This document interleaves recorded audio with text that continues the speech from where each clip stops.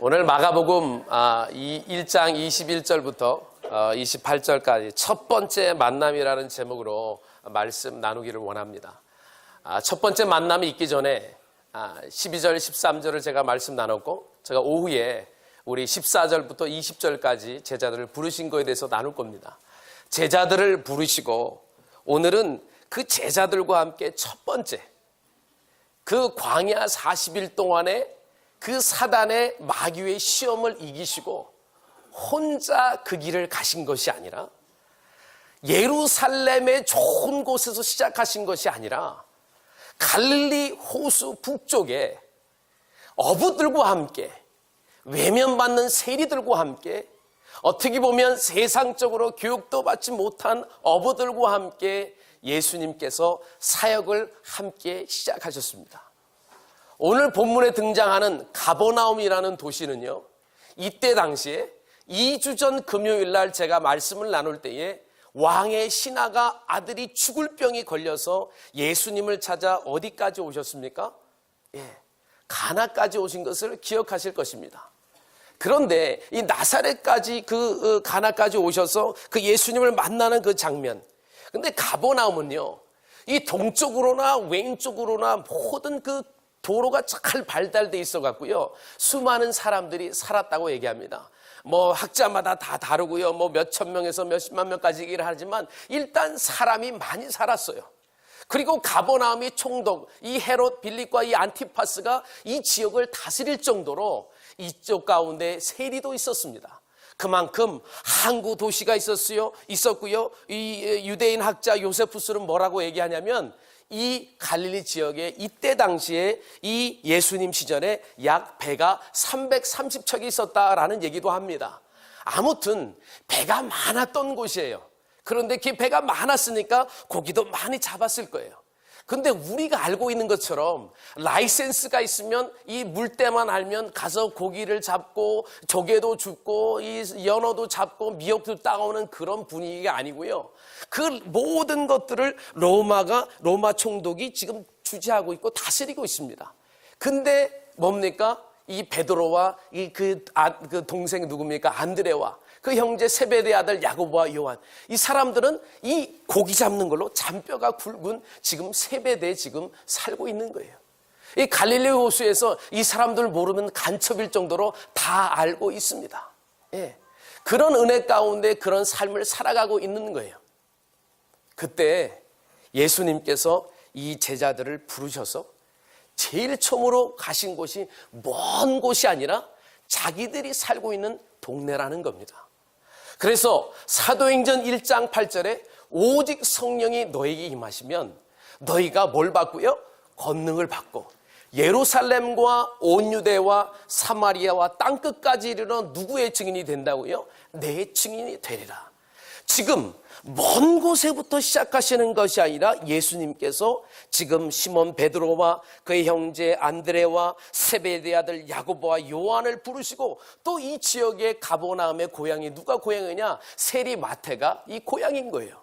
이 사람들과 함께 제일 가까운, 이들이 제일 잘 아는 어디입니까? 지금 가버나움의 회당에 안식일 날 들어갔는데, 그 그림을 한번 보겠습니다. 여기가 가버나움, 더 예수님의 타운, 동네, 마을이라는 뜻입니다. 지금도 이렇게 있다고 하는데 저희가 내년에 정말 가봤으면 좋겠어요. 그 다음 사진요.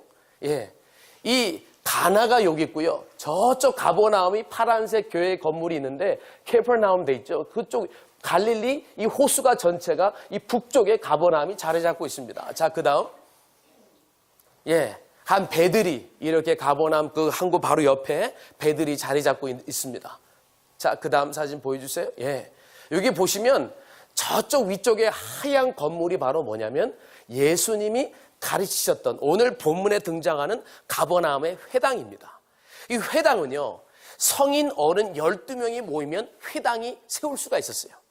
그래서 랍비 선생님이요, 오늘 말하면 교육자가 되겠죠, 목회자가, 또 초청 강사들이 와서 말씀을 가르치고 배우고 기도하고 찬양하고 구약의 말씀을 쫙 읽고요, 그 랍비 선생님으로부터 가르침을 받고 질문하고 그런 시간을 가졌던 곳이 바로 가버나움 회당입니다. 그 다음에 그 밑에 그 밑에 동그랗게 팔각형 십각형으로 된 것이 바로 뭐냐면 저기가 베드로의 집이 있었던 장소라 합니다. 그래서 베드로의 그 집이 있었던 장소를 기념하기 위해서 뭐를 만들었느냐? 세인트 피터라는 교회를, 베드로 성전을 만든 거예요. 그 밑에 가보면요, 그 밑에 유리로 이렇게 깔려 있는 것을 사진으로 본 게 기억이 있는데 그 밑에 베드로의 집 터가 저렇게 있습니다. 그런 것처럼 가버나움은 누구의 고향이냐? 바로 베드로와 그 형제 시몬, 안드레와 세베대 아들 야고보와 요한, 그들의 고향에서 바로 예수님께서 사역을 시작하셨다는 거예요. 자, 이렇게 이런 가버나움 가운데 매일 안식일이 되면, 우리가 지키는 이 주의 날이 되면 회당에 모여서 기도하고 찬양을 하며 또 뭘 했습니까? 말씀을 배우고 서로 토론했단 말이죠. 그때 그들이 가버나움에 들어가셨어요. 누가요? 예수님 혼자 들어가신 것이 아니라 세네각. 이 세네각이라는 뜻은 뭐냐면요, 씬이 뭐냐면 같이 합한다는 뜻이에요. 그리고 뭐야? 함께라는 뜻입니다. 고그는 무슨 뜻이냐면 간다는 거예요. 함께 가서 모이는 장소가 세네각. 그래서 이 회당이라는 뜻이 그런 의미를 갖고 있습니다. 이 회당에 들어가서 예수님께서 안식일이 되었으니까 제자들과 함께 어디를 들어갔어요? 가버나움에 있는 저 회당에 들어가셨어요. 그래서 가르치기를 시작하셨습니다. 뭐라고요? 22절에 그 가르치기를 시작하신 그 놀라운 가르침 가운데 22절에 오늘 본문의 말씀 보니까 무사람이 그의 교훈에 논란이 이는 그가 가르치시는 것이 권위 있는 자와 같고 서기관들과 같지 아니함일러라. 보세요. 제가 달라스 텍사스에서 대학원 공부를 하고 있을 때요, 여기처럼 H마트, 부안 이런 팔도처럼 마트를 예배 끝나고 갔습니다. 이 학교까지 또 교회까지 거리가 1시간 정도 되기 때문에 지난번에 오셨던 이영길 목사님 교회를 섬기고 있었기 때문에 운전으로 1시간씩 나갔어야 됐어요. 그래서 장을 보고 오는데 하루는 어디서 멋있는 남자가 키가 1m 90이 훨씬 넘는 것 같아요. 양복을 딱 입고요, 넥타이만 안 하고요, 선글라스를 위로 딱 머리에 끄고요. 야, 저렇게 멋있는 사람 어디서 많이 본 사람 같다 그랬는데 그때 당시만 해도 박찬호 선수였어요. 야구 선수가 유니폼을 딱 입고 온 게 아니고요, 여러분 아시죠? 이 프로 농구 선수나 야구 선수는 운동복 아무렇게나 입고 다니면 안 돼요. 밖으로 나가서 유지를 해야 된다고 그래서요, 양복을 항상 입게 돼 있습니다. 박찬호 선수가요, 그렇게 멋있더라고요. 남자가 봐도 멋있어요. 딱 돼갖고요, 야, 반할 정도예요. 저 사람 어디서 봤는데, 박찬호 선수지. 야, 이 카트를 끊어도요, 제가 끊는 것 같지가 않은 거 있죠. 그렇게 달라요. 박찬호 선수가 끄는 카트는요, 거기에 뭐 다른 게 들어있는 것도 아니에요. 신라면, 박찬호 선수도 그때 당시 신라면 먹더라고요. 신라면 박스 하나가 딱 있고요, 멸치볶음이 딱 반찬 팔잖아요. 멸치볶음, 콩자반 이렇게 있더라고요. 야, 저렇게 유명한 선수도 저런 거 먹는구나. 깜짝 놀랐어요. 그랬더니 저희 막내가 없었고요, 제 아내도 막 놀래가지고 박찬호라고 사진 찍으라고 빨리 애들하고 가서 자존심이 상하는 거예요. 아니 무슨 박찬호랑 사진을 찍어, 촌스럽게 찍고 싶었는데 그 얘기를 들으니까 자존심이 팍 상하더라고요. 그냥 그렇게 보면 되지. 그럼 제가 이런 말 했어요. 야, 어떻게 그런 창피하게 거기 가서 자존심도 있지 저기 가서 사진을 찍자고 그러냐. 키가 저랑 비슷하고 작으면 모르는데 저보다 크고 막 이런데 멋있는데 어떻게 그렇게 할 수가 있어요? 제가 그래서 면박을 줬어요. 저렇게 무식하게 티내면서 사진 찍는 사람들은 무식한 사람들이라고. 그러고 봤더니 다른 아이로 빨리 가자고, 장보고 빨리 가는데 옆에 막 가족들이 애들하고 사진을 찍는 거예요. 그러고 봤더니 누구냐면 우리 앞집에 사는 목사님네 가정하고 옆집에 사는 전사님 가정이 사역을 다 마치고 이제 기숙사로 들어오면서 그 장을 항상 보는 루트가 있어요. 제가 아무 소리 못했다는 거 아닙니까? 야, 그렇게 가까이서 보니까요, 야, 참 깜짝깜짝 놀라는 거예요. 그런데 이거는 그냥 잠깐 놀래고 사진적 이런 놀램이 아니고요, 지금 사람들이 아마 이 가버나움은 번화한 도시였어요. 고기도 많이 잡아들이니까 세리가 돈 걷는 사람도 많았을 거란 말이죠. 12명은 훨씬 더 이상이 그 사람들이 예수님의 가르침을, 누구예요? 저자 직강인 거예요. 예수님이 말씀 그 자체인데 말씀이신 예수님이 말씀을 풀어주니까 사람들이 어떻게 했어요? 무사람들이 놀랐더라. 그냥 어머나 이게 아니고요. 이 원어로 보면 한 대 맞았다는 거예요. 한 대 뭐에 맞은 것처럼 에크머니나 에크플레소, 에크머니나 한 대 맞아가지고 뭘 철퇴 맞은 것처럼 띵한 거예요. 뭐예요? 예수님의 권위 있는 살아있는 생명의 말씀이 선포가 되니까 이 사람들이 입을 쫙 벌리고 침을 질질 흘리면서 어머나, 이런 역사가 지금 있는 거예요. 그런데 이 자리에 사람들이 놀란 게 아니고요, 첫 번째 예수님의 만남 가운데 놀란 사람이 또 있어요. 누가 놀랐느냐? 23절에 마침 그들의 회당에, 어딥니까? 예수님이 안식일을 맞아서 지금 가버나움 회당에 들어가고 있는데 마침 그때 누가 있느냐? 더러운 귀신 들린 사람이 있어 그랬습니다. 여기서 더러운 귀신 들린 사람이래요. 자, 그럼 여기서 알 수 있는 게요, 사람이 있어요. 귀신은 깨끗해요, 더러워요? 더러워요. 제가 이 얘기를 했더니 귀신 들린 사람 옆에 가면 냄새가 납니다. 그래서 제가 1부 때 그랬더니 이렇게 냄새 맡아보시더라고요. 이거 샤워 안에서 냄새 나는 이런 냄새가 아니고요, 이루 형용하고 말로 할 수 없는 그런 냄새가 쾌쾌하게 나요. 예. 봐도 기분이 나빠요, 그런 사람은. 예. 그러면서 이 탄자니아에 우리 가셨지만 예배하다가 기도해달라고 기도했는데 귀신 들린 사람은 꼬꾸라진 거예요. 예. 기도하는 사람요, 귀신 들린 사람은요, 뭐한 사람이라는 거예요?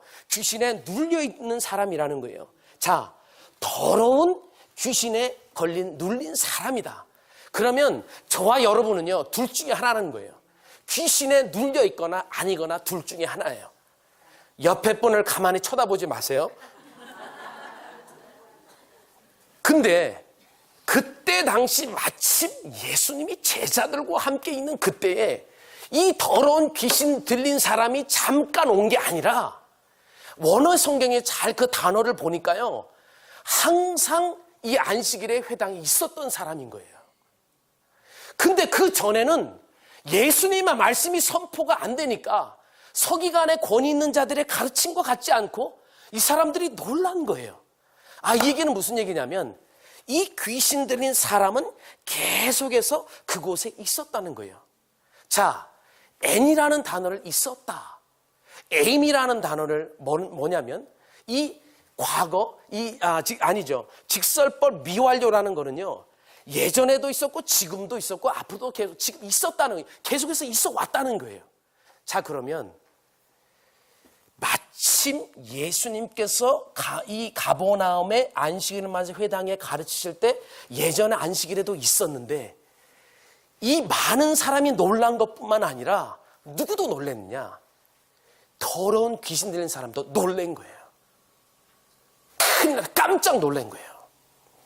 자, 오늘 이 아침에 예배 드리는 이 시간 가운데 여러분 스스로가 놀라는 것이 아니고요, 여러분을 붙잡고 있는 방해하는, 너는 못 간다, 안 나준다 하는 그런 어둠의 세력에 붙잡혀 있는 더러운 영들이요, 찬양을 하고 하나님의 말씀이 선포되는 이 순간에 떠나가는 놀라운 역사가 있기를 주님의 이름으로 축복합니다.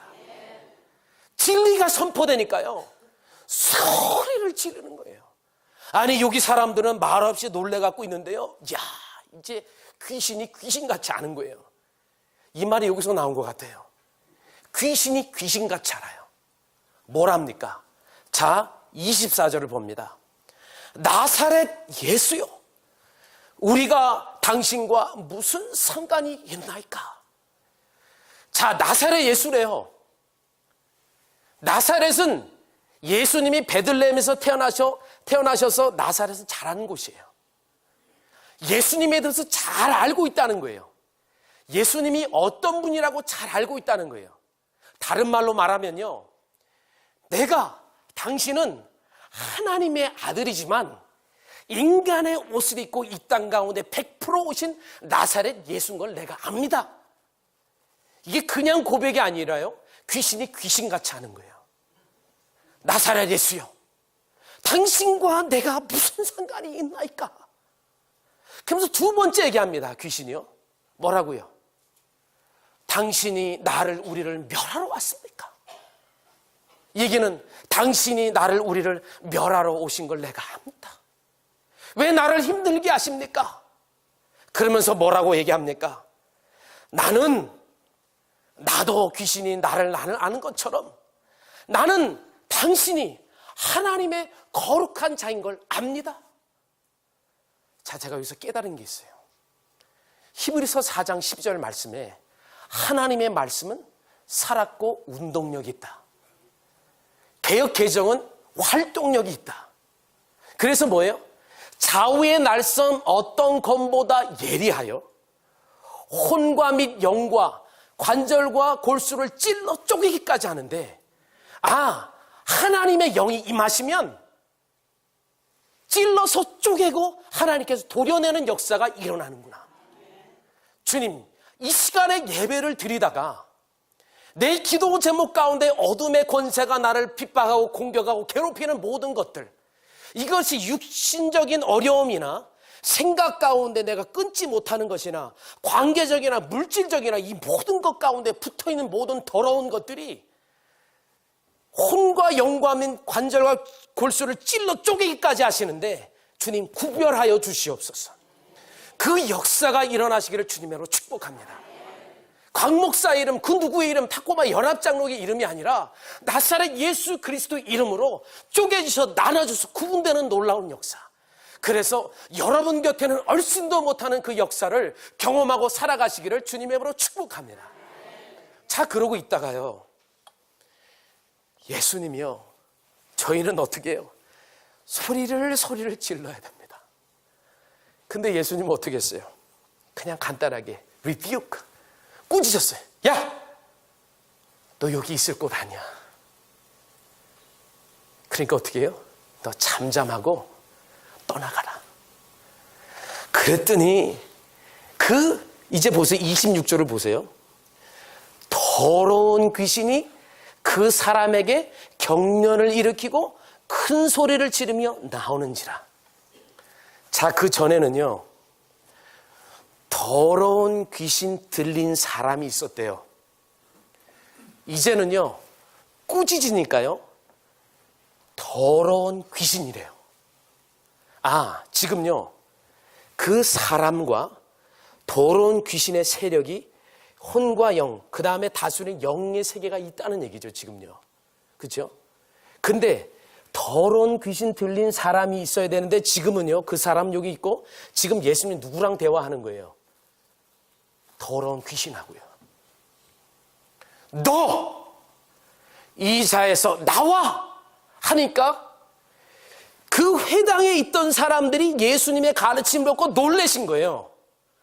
그 놀램으로 끝난 게 아니고요. 지금 첫 번째 만남 가운데 회당에 모인 사람도 놀랐고요. 누가 또 놀랐습니까? 더러운 귀신의 세력이 놀래버린 거예요. 예전에는 있어도 괜찮았는데 지금 문제가 되고 있는 거예요. 있을 곳이 없는 거예요. 주님께서 명령하십니다. 여러분도 명령하십시오. 예수님의 이름으로 내가 아픈 모든 부위가 예수 그리스도 이름으로 분리되게 하시옵소서. 내 암덩어리들이, 투모들이 탁탁 떨어져 나게 주님 도와주시옵소서. 의사가 혹 못한다 할지라도요, 하나님이 찔러 쪼개서 도려내 주시고 분리시켜 주세요. 더러운 것들을 제하여 주세요.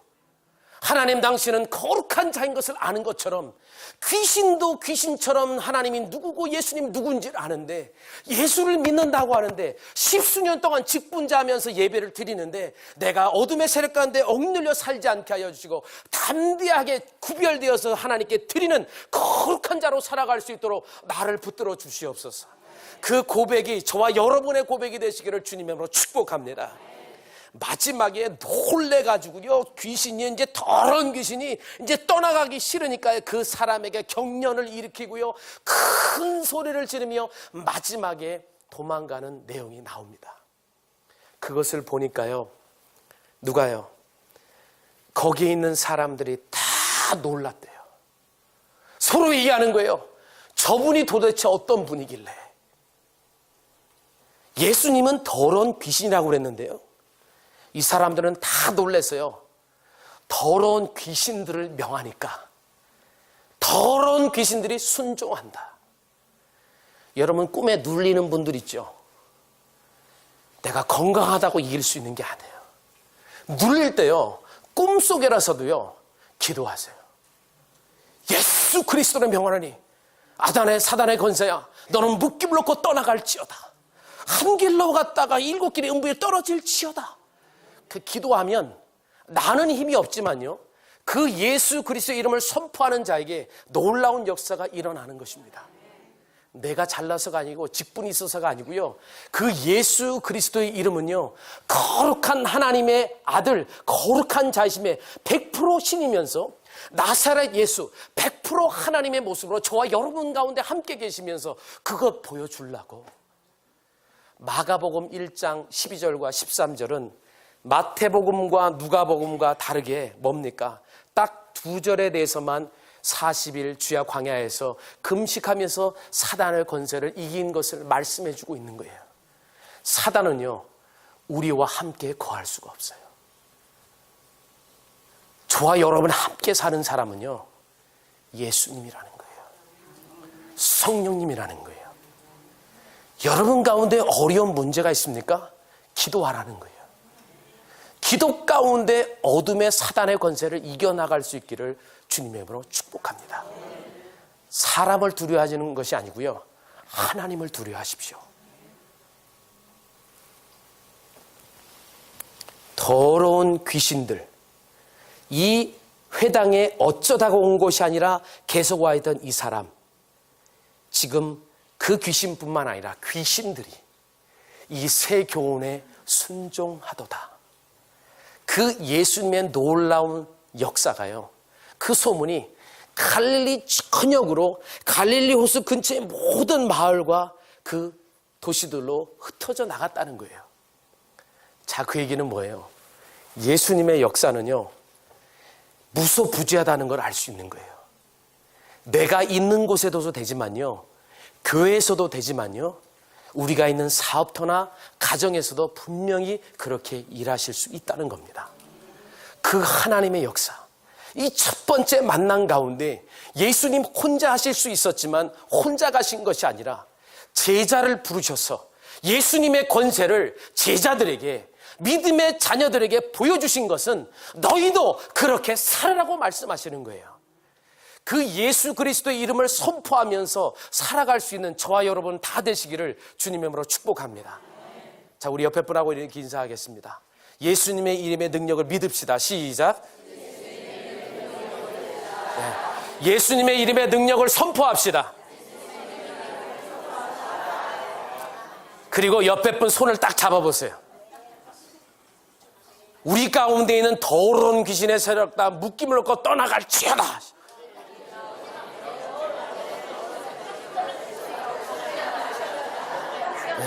네. 근데 너무 또 빤히 쳐다보면 그 사람인 것 같으니까 그렇게 하지 마시고. 첫 번째 만남 가운데 교회를 와도 예수님의 말씀을 받아들이지 못하고 그것 가운데 반응하지 않으면 놀라운 역사가 아무렇게나 일어나지 않는구나. 계속 되왔어도 한 번 예수님을 만나는 역사가 있으면 그 역사가, 그 시간이 바로 오늘이 되는 줄 믿습니다. 주님, 찔러서 쪼개주시고요, 필요 없는 거 다 도려내 주시옵소서. 이놈의 뱃살 도려내듯이 주님 싹싹 도려내 주시옵소서. 아이고, 자꾸 달고 다니기 싫습니다.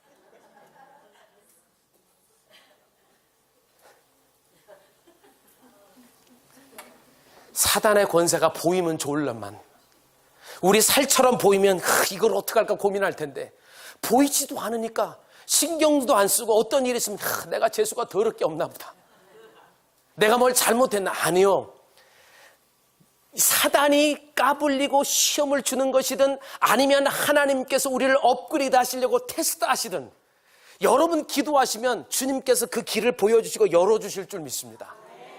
주님, 한 가지, 나는 하나님이 거룩한 자시고 나사렛 예수이신 것을 내가 믿습니다. 주님, 선포합니다. 그 능력 있으면요, 소리 안 질러도요, 너 가 그래도 가게 돼 있습니다.